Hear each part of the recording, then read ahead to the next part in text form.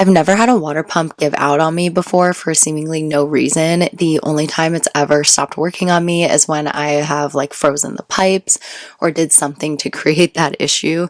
I currently have the Rec Pro generic water pump, and that's the one that stopped working. I haven't had it for too long, so I am replacing it with the SeaFlo water pump from eTrailer. I got the 3 gallon per minute water pump because that is the optimal size water pump for a camper van. The SeaFlo water pump is the same pump I've been using since I built my first van in 2020. It comes with a strainer, and the only time I've ever had issues with either part were when my pipes froze in 2022. I've only had the current generic water pump and filter on my system since last summer, and I haven't ran it dry or frozen the pipes, so I was a bit surprised when it suddenly gave out. The last 3 weeks I've been managing with a 5 gallon collapsible water jug from eTrailer, which has been a lifesaver, but it's still so inconvenient to not have a working water pump when you're full-time on the road. Not having a working shower while living in Florida during 85-degree days isn't the best. Before removing the old pump, I pulled the fuse and got a couple towels to catch the lingering water. I also closed the valve that allows water to pass from the fresh water tank through the pump and the rest of the van. I highly recommend using lever connectors for the wire connections instead of those heat shrink butt connectors to make the replacement process easier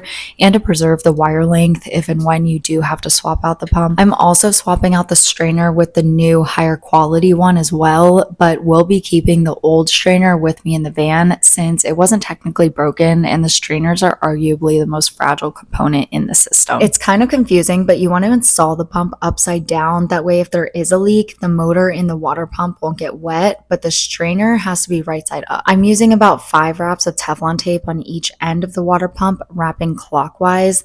The strainers aren't supposed to need Teflon tape where the bowl screws on because there's a gasket inside the lid, but my last strainer leaked without the Teflon. I'm going to test this one without it first because it's easy for the Teflon strands to get into the filter and clog it. You also want to make sure there aren't loose hairs or debris on the Teflon tape or threads, and you want to gently press the tape into the threads after wrapping it so it molds into the threads nicely. Also make sure no Teflon gets in front of the first thread to prevent it from breaking off and getting stuck inside the pump. Now that I have the pump hooked up, I'm not going to screw it into the wall just yet. I want to test it out first. 1, make sure it works, and 2, make sure it's not leaking anywhere in case I have to pull it back out and fix it.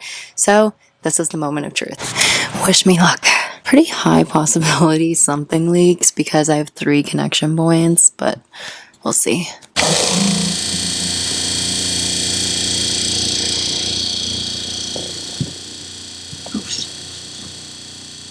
Big mistake. I forgot to release the valve from the freshwater tank.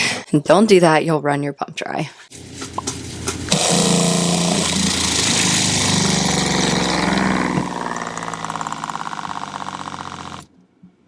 Alright, so the pump really quickly primed. I'm just peeking for any leaks at any of my connection points. They all feel dry, knock on wood.